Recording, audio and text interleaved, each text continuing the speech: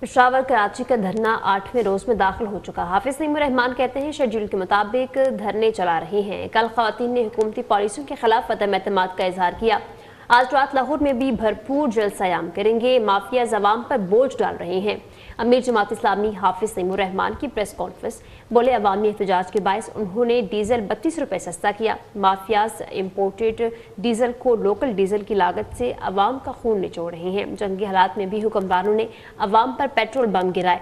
अवाम पर जबरदस्ती भत्ते लगाए जा रहे हैं। माफियाज ने हुकूमत के साथ मिलकर 7,65,000 टन चीनी इम्पोर्ट की।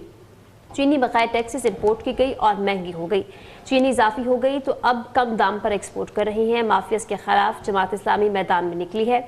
ऑयल चीनी माफियाज यहाँ मौजूद हैं, अवाम परेशान है। हाफिज तैमूर रहमान कहते हैं धरने अपनी जगह जारी रहेंगे। मुल्क भर के तमाम अजला में एहतजाजी कैंप लगाएंगे। धरनों के जरिए पूरे पाकिस्तान को जोड़ेंगे, भरपूर तहरीक आगे बढ़ाएंगे। 12 रबीउल अव्वल के बाद 13 रबीउल अव्वल को हड़ताल की कॉल देने पर मुशावरत जारी है।